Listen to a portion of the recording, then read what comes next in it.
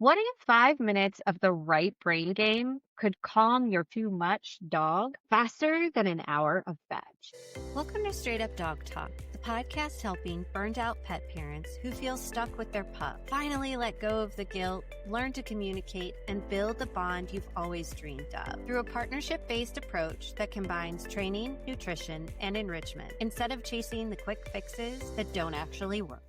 I'm En, and in this episode, you'll learn how to set the right difficulty so puzzles build curiosity, not frustration, and actually tire your dog out. A simple enrichment stacking routine to reduce anxiety, destructive chewing, and post-fetch meltdowns, and why this modular puzzle toy is beating one and done enrichment routines. Because peace at home isn't about more exercise. It's about smarter play. Aina, would you tell us how Pawzler was born? What was the spark that turned into a global modular dog toy? Absolutely. We do modular dog puzzles. And the idea kind of started from the fact that we were observing our dogs solving puzzles and then saw that they get bored with it really fast and that it's also quite expensive to all the time get new toy, new toy, new toy, new toy. And then we were like, I wish there was something where you could switch it up, you can change the difficulty level, you could keep building your collection of puzzles. And that's where we joined this Lego modular approach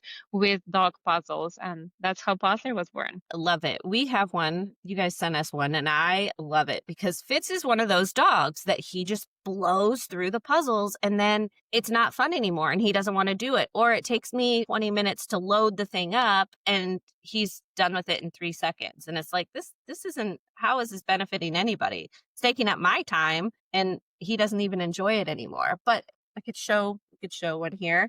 He loves it. I like that I can change it around. It's different things. It keeps him really engaged. And they're really easy to take off.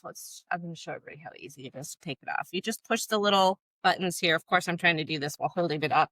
And it just flew off and it Toby. Toby's like, what the heck? But it's great. This one has 2 elements, but I could turn it around so it only had 1 element. And it has a flip here. It's just fun because your dog can explore and kind of sniff, and it's very engaging. And I like to watch my dog do puzzles. I think it's really fun to watch him do puzzles because when he's learning or he's curious about something, he gets really into it. It's just kind of fun. So how many different little module pieces are there now? So we currently have 13 different puzzles. So there is one base that is universal for all the puzzles. Bases can also be mergeable. So if you have 2 bases, you can put them side by side and then put a big puzzle on top of it and it kind of merges it together. So you can build it really as big as you want. You can have 20 bases on the floor just connected with different puzzles. We currently have 13 different puzzles. We started with 4 when we launched, and ever since then we've been launching a few every year. We name all of them after dogs. So each one of them has a dog name. And at first, when we started, we were like, okay, we'll start with something intermediate and then maybe go into something a bit easier so that pups can begin with solving puzzles for pups who only started their enrichment journey. And then all of our comments were like, make them harder. So this is what we've been working on a lot. So just like how to level it up, level it up, level it up. And we just recently launched a Genius set, which I think is a one that really, really gives you something to think about. And it's such a joy watching them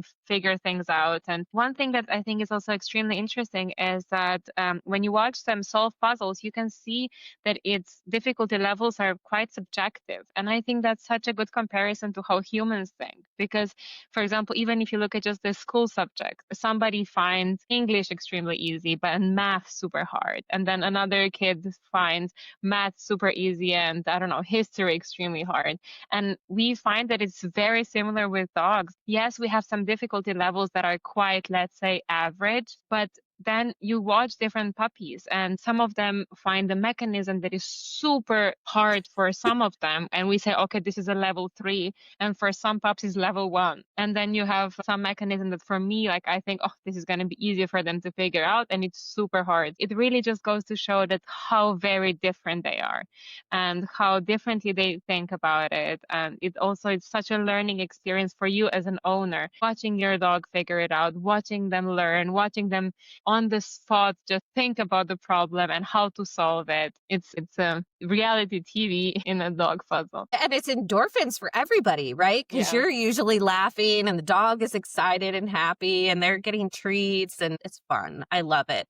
And it is really cool to see how different they are because Toby, my little guy, he's an older Chihuahua Terrier mix and he's very like, just let me dig all the treats out. He'll flip it over and he'll do whatever he can just to get the treats out of it. He has no desire to do the thing. He just wants the treats out of it. He doesn't care. But Fitz is very curious about it and he will take his time and you can actually watch him think about how do I do this. He's not an aggressive, I would say an aggressive puzzler. He doesn't like grab it and shake it unless it's the hexagon toy, which he does do that with. We have a toy and this was kind of my sign that this was not enough for him. Whatever you can get from most places. It's like this hexagon ball and it's hollow and it has pieces of felt in it. And you roll the pieces of felt up with treat and stick it in all the little holes. It takes me 15, 20 minutes to do that. And then he just shakes it and the treats. It's not fun anymore. You know, it was fun when he would take each piece out and roll the felt out and eat all the.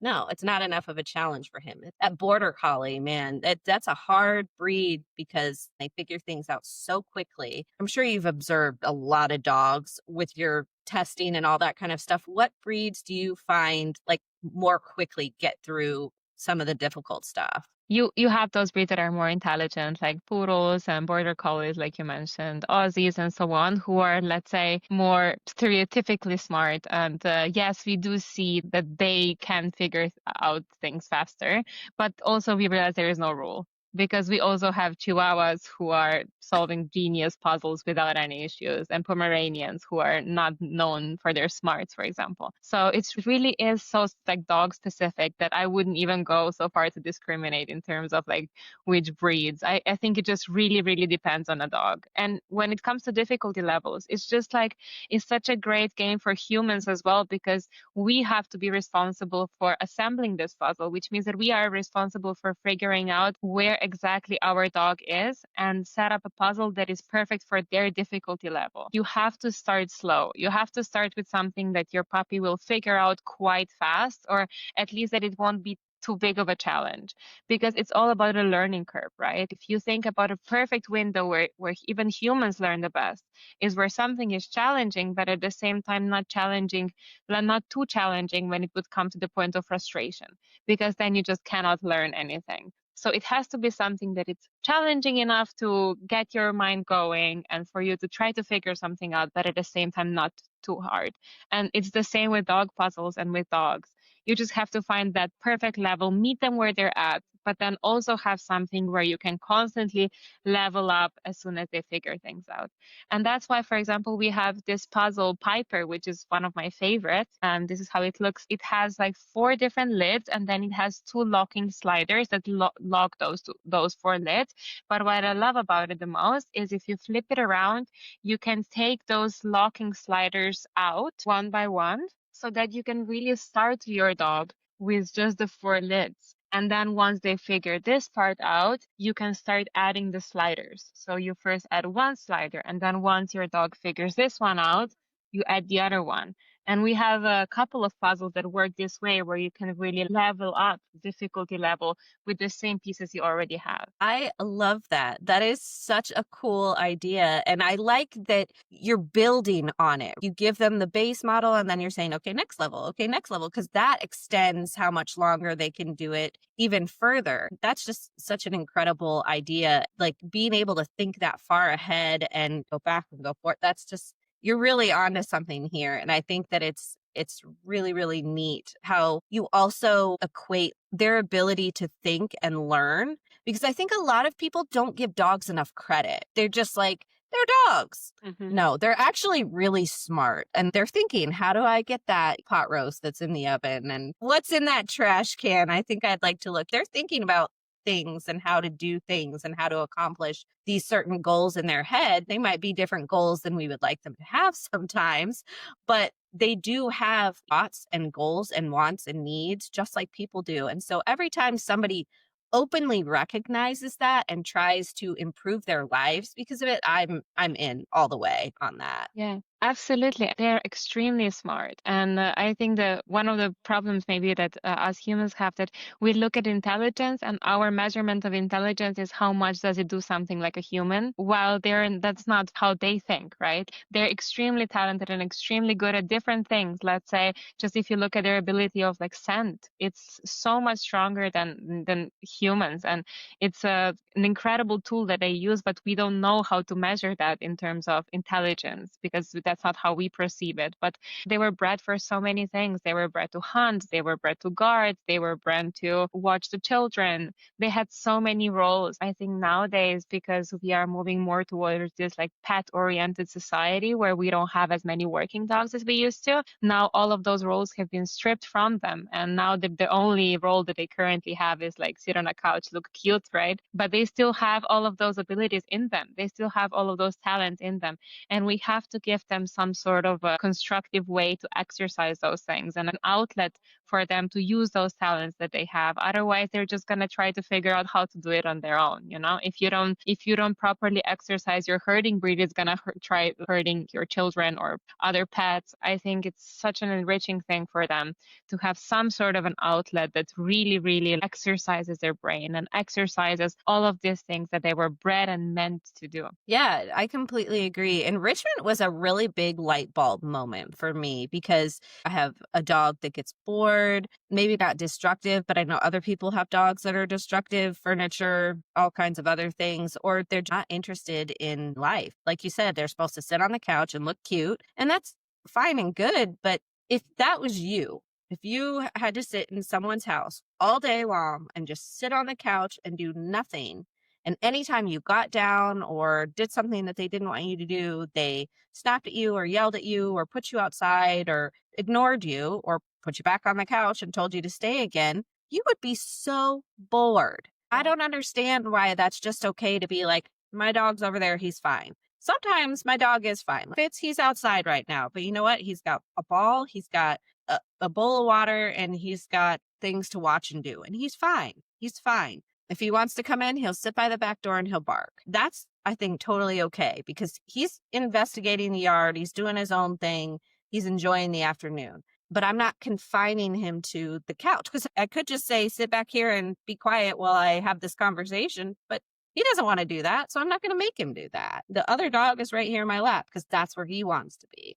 And I think that giving them choice and giving them some freedom when it comes to getting some of those urges and wants and desires out of their own little head is just so important for them. Absolutely. And all that you described is enrichment, right? For them just looking out of the window and watching birds, that's already enriching. And for me, you described what your light bulb moment was. For me, it was when I was watching this really, really high energy dog.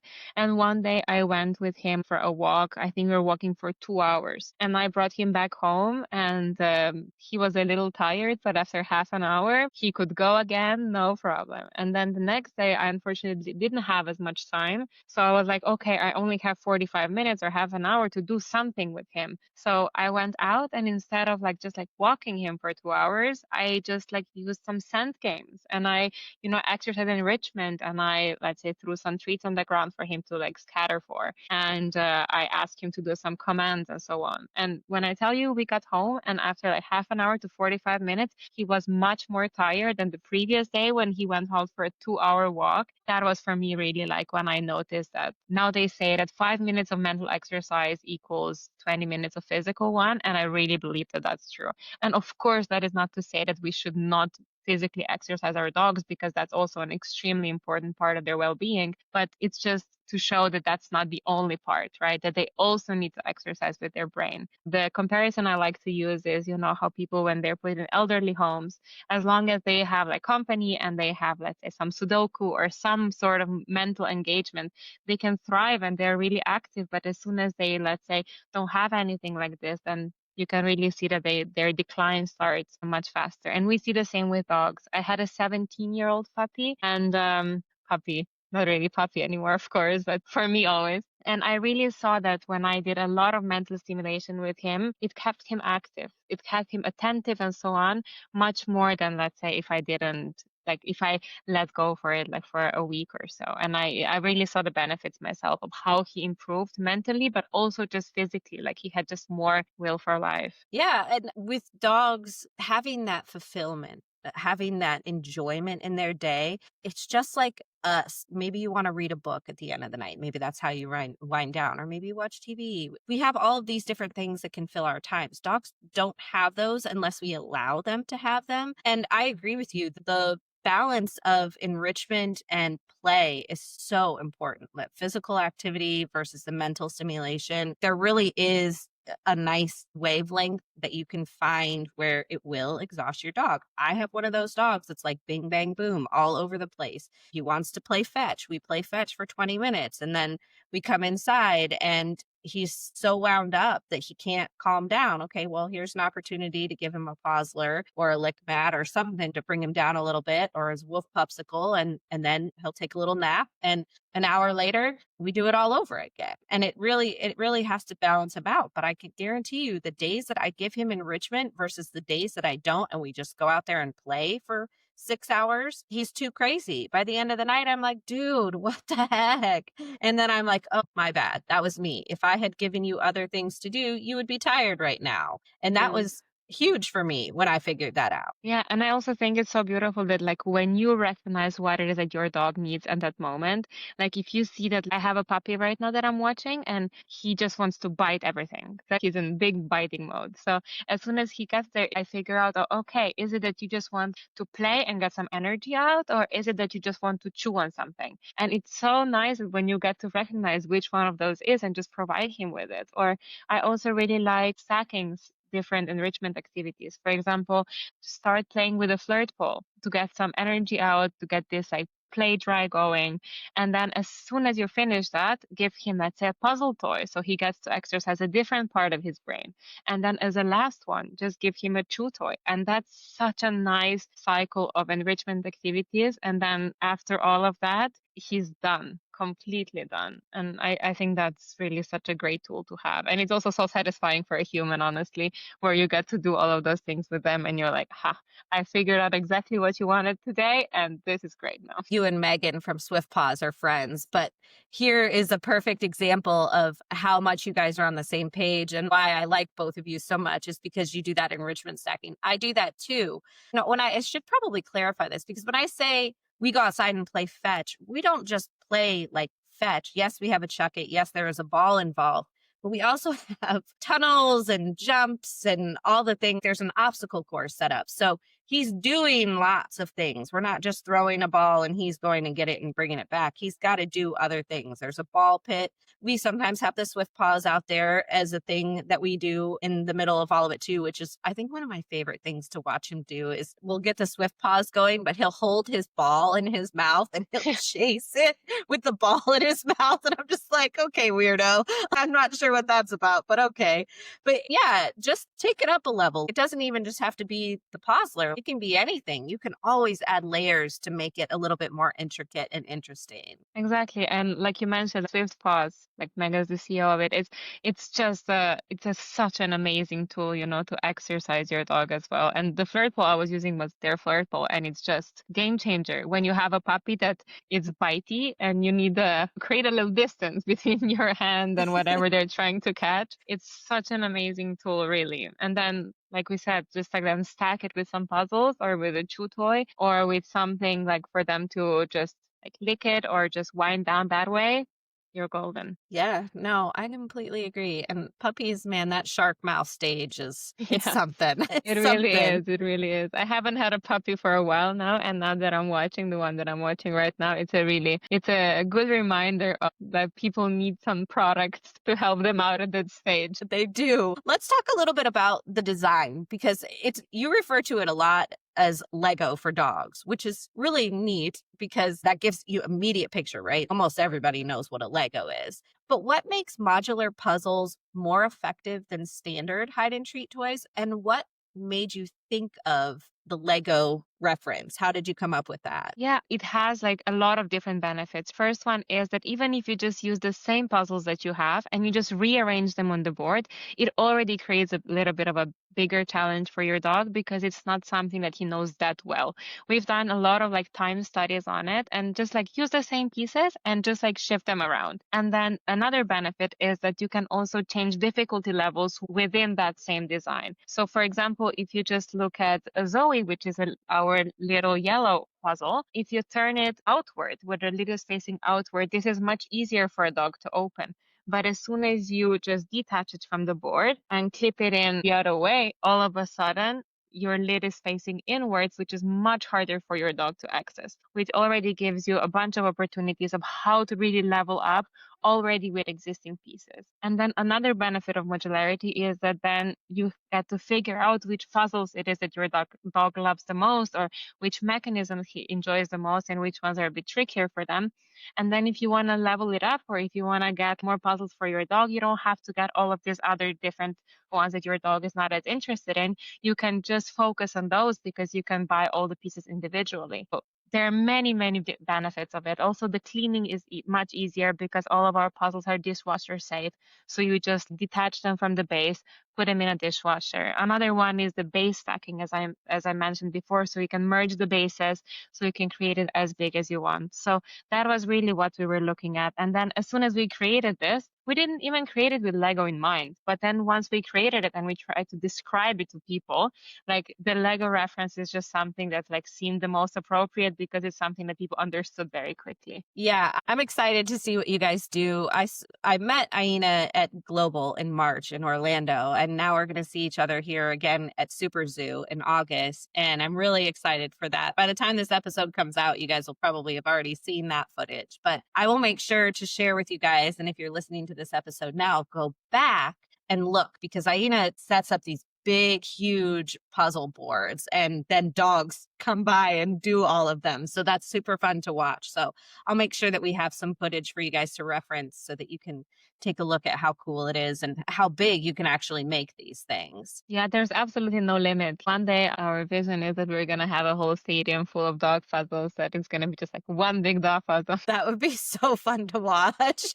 You design and manufacture in the EU. What safety and quality standards are essential in your material and process, especially around dishwasher safe, food safe plastics, and X-ray detectability? Yeah, so unfortunately, there is not a lot of regulations that are there for dog puzzles or for dog toys in general. Like if you just compare this to kids' toys and all their certificates and all the regulations that are in place there for pets, unfortunately, that's just not the standard yet, which means that it's up to every single company to decide, and they decide, okay, we want to invest more in our product and in our material to make it safe for dogs, which is why this responsibility is put on the owners of the dogs to do their research and to figure out which materials are not harmful for dogs. And that's why we spared like absolutely nothing when it comes to quality, because all of our toys are made out of food safe materials, so basically humans could eat out of them. They're dishwasher safe, they're visible on x-ray, so even if you have an accident where your dog chews off a piece and they ingest it, you can go to a vet and they can do an x-ray in your dog. And a lot of toys have the problem that you do not see those pieces on an x-ray, which means that dog then has to go into exploratory surgery just to see if maybe he ingested it or not. So that was also one aspect that was important to us. Dishwasher safe. And also we wanted this specific, very, very soft plastic. You will see it immediately when you hold our puzzles. They have this like velvety finish to it, and the plastic is very, very soft. So you will see dents in it from dogs' teeth quite quickly if they're a bit bitey. And we wanted that because once they bite into it, we didn't want their tooth to chip or to have any damage on them. We would prefer the plastic being a little bit, let's say, bent, not really bent, but just like an indent from the teeth in it. That's why it was very important for us to do something like this. And there's also where modularity comes in handy, right? Even if your dog chews on a piece, you don't have to buy a whole new puzzle, or the whole puzzle is not useless. You just discard that one piece and just get a new one, and it's as good as new. Now that you mentioned that, I didn't realize that was the purpose of it. But yeah, it is very nice feeling. I don't want to say soft because it's plastic, but it's smooth and it is velvety. I think that's a good way to describe it.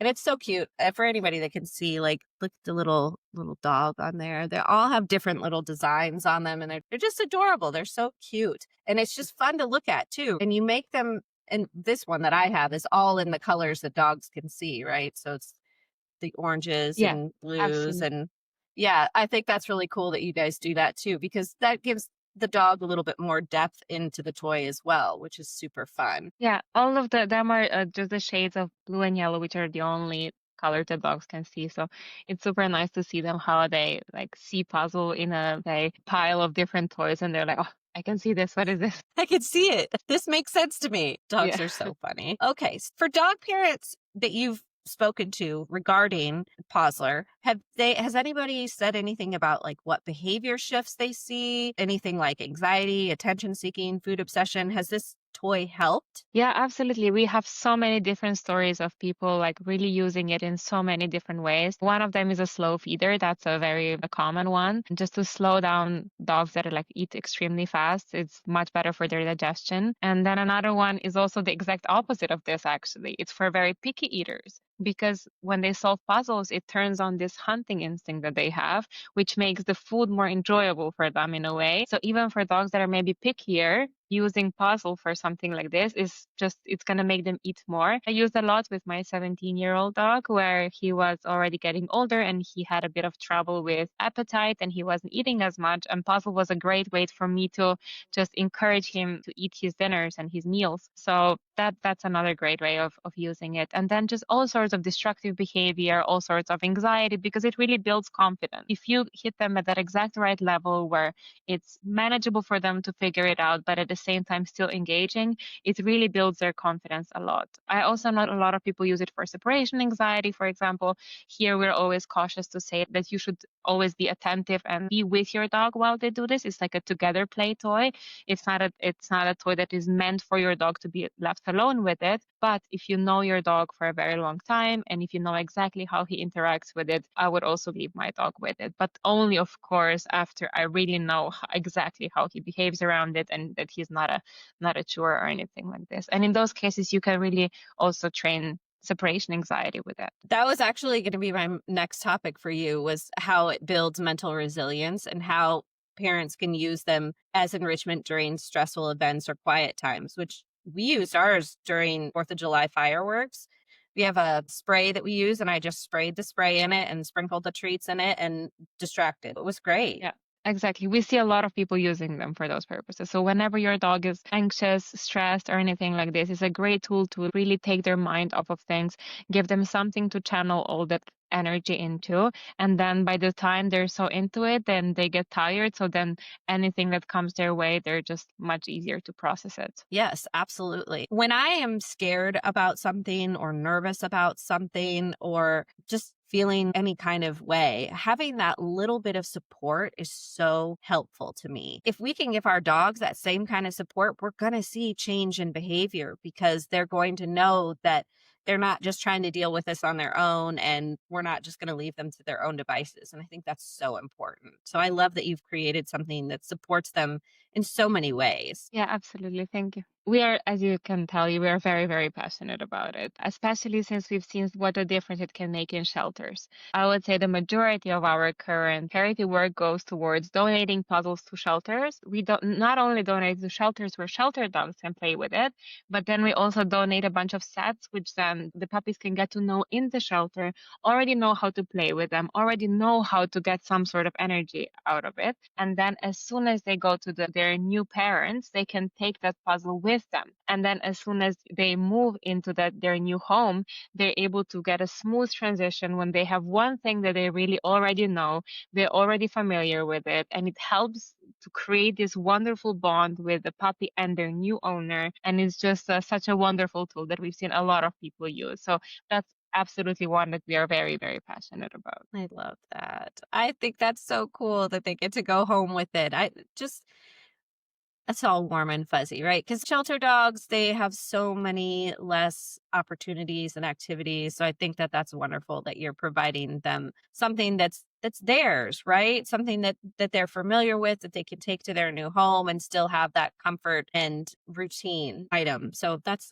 really beautiful. Yeah, it's such a joy to see all of those videos from all of those shelters and also sanctuaries. We've now also been collaborating with some zoos, and that's also been such a amazing experience for us, just seeing different animals. I've seen everything from dogs to guinea pigs to parrots to snakes to wolves to deer. I'm just mind blown every time I see a video of how many different species can really, really participate in mental stimulation and how engaging it is for them. And I think it also leans on that study that they did about counter freeloading, where they put into the cage, they put two different options for them. Like, so two different options for how to consume food. One of them, they just put a little bowl and they put some treats inside. And then they took those same treats and they put them in something that they had to work to get there, a little bit of an enrichment puzzle. And they noticed that the majority of the animals, they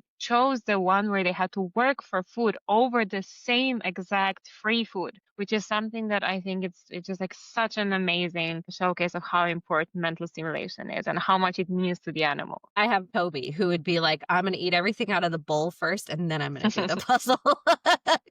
Gotta have every crumb. But that's the unique personality, right? I'm sure that you have customers all over the world because this is something that every single dog can use. Do you have any stories that have really stuck with you, whether it's really helped a dog or just something really funny happened with it that you could share with us? Yeah, just from the top of my mind, I remember this one case that we had a lady ordered a puzzle for her dog. And then as soon as it arrived, she set it up. She was so excited. She gave it to her dog. And then she left it on the floor and there were still two treats inside that the dog didn't get. And then they've seen their cat try to get to it. And then from that moment onwards, it became a fight between a dog and a cat over whose puzzle this is. So then she wrote to us and she was like, I really like this. I'm going to have to order another one because my dog will not share with my cat. And when my cat decided that this is her toy and she's guarding it and laying on top of it, so I have to get another puzzle toy so that they both have their separate ones, because otherwise it's going to cause some trouble in my household. I mean, there's a whole new market there for you, right? Yeah. You could do a totally different set of puzzles because of cats. Yeah, we have a lot of cat customers already, but we are being a little bit careful when it comes to cats because I feel like they're just so unique, and we have a lot of customers that already buy it for their cats, but we just don't want to market it towards them because we don't want to disappoint anybody. We've never met a dog that didn't like puzzles. We've never seen one that is like, just not interested. It's just about how to introduce it to them and how to hit the exact right difficulty level. But for the cats, we've seen, like, I have some friends that like gifted them Pawzler, and they have one cat that just like, loves playing with it, would play with it all day, every day. And then another cat just could not be bothered, could not care less, doesn't even want to approach the treats in the slightest. So that's why we just don't want to disappoint anybody, which is why we're not marketing it towards cats. But we realized that like the cat parents who know that they have cats that love puzzles or that are gonna interact with them, they seek out dog puzzles, and then they understand that that's also something that's gonna be good for their cat. So I think that the cat owners who know their cat well, they will know how to seek out for the puzzles. Yeah, and you're right. Cats are they're very different. They're very interesting animals, and they definitely have a very vibrant way of expressing their personalities. So Yeah. I could see where people definitely would be like, "Oh, I'm going to get this puzzle for my cat," and then the cat just be like, "No, no, thank you." So yeah, that could definitely be an issue. For somebody that's just starting out with puzzles and they're unsure where to begin, what advice would you give them when they start using Pawzler? Well, I would say you can go two different ways. You can either start with our beginner set, which I think I just have right behind me, and there you just have like level 1 puzzles, and that is a great way for somebody to start with interactive play in general. But if you have a puppy that maybe already tried either some other enrichment toys or some other puzzles, or you just know that they're just like get a little bit more savvy, then I think a great way to start is also a rainbow set, which I also have behind me. And this is the most universal set because it has 3 different difficulty levels inside of them. I think that's exactly the one that you were showcasing before. Mm-hmm. And that one has a lot of options there because you can go something like very easy. You can go with level 1 puzzles, but then you also have level 3 puzzles so that you can have something to start with, but also something to build up. So I would say one of those 2. And then when you are introducing a puzzle to a new dog and they've never done anything like this before, I mean, because this feels like a lot, right? Especially if you don't have a dog that's super curious or never done a puzzle before. How would you recommend somebody start with their dog? One piece, couple pieces, just the board? What do you think? Yeah. I would say if it's really the first time the dog has ever seen anything like a puzzle toy, I would say just take the base and just put the easiest puzzle on top of it. And for the level 1, that would be either the Oli, so the round one that you showed, or Onyx, which is like a little sliding thing. So one of those and just put them on the base and put some treats inside and see if he will figure it out on his own. And if not, there is nothing wrong with showing your dog how it works. There is nothing wrong with you for the first couple of times of you sliding the toy so they see how it works and then learn gradually. But of course, you also have dogs that immediately when you put it down, they already start moving it with their noses.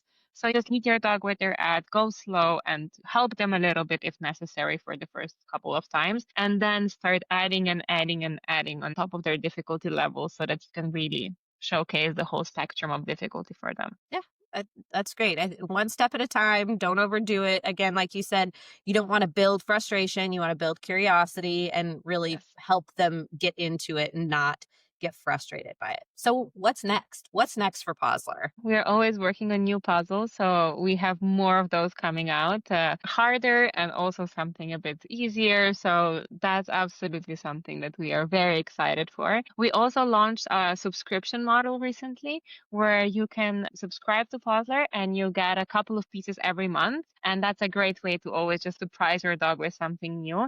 And we're, of course, also working on some completely new ideas all the time on how to bring more innovation into enrichment space. So stay tuned. Yeah, absolutely. Well, thank you so much for sharing the heart, the science, the creativity behind Pawzler. It's clear this isn't just about puzzle toys. It's about helping dogs feel confident, curious, connected, and love through play. And I think that so many of us forget that mental enrichment is not a luxury, it's a need. And if you've got a dog that gets bored, overstimulated, or just needs more than a walk to feel fulfilled, you guys can check out Pawzler. We have a code for 10% off. It's SUDT10. And the puzzles, as she said, are endlessly customizable, dishwasher safe, and designed to meet your dog exactly where they are. Aina, what would you like to leave our listeners with tonight? Enrichment doesn't have to be complicated. You can also start at home. You don't need to buy any products. Even if you do something as simple of just like scatter some treats on the grass when you go for a walk, or for example, just put a little towel on their dog bowl so they have to remove it before they eat. You can start with something very small. Take an empty toilet paper roll, put some treats inside, close it up. It really doesn't have to be complicated or expensive. Anything you do is going to help your dog. So just try something and then see how much your dog's going to enjoy working on something new. Love that. Trash enrichment is a favorite in this household, so we are here for it. Remember, be kind, spread joy, and learn about enrichment to help your dog live a better life. Thank you for listening to Straight Up Dog Talk. If your dog is bouncing off the walls no matter how much you walk them, it can feel like nothing is ever enough. The truth is, most dogs don't need more exercise. They need the right kind of enrichment to settle their brains and their bodies. That's why I put together a free enrichment resource packed with easy, fun ideas that you can try right away. The link is in the show notes. And remember, new episodes drop every Monday and Wednesday. I'll see you next time.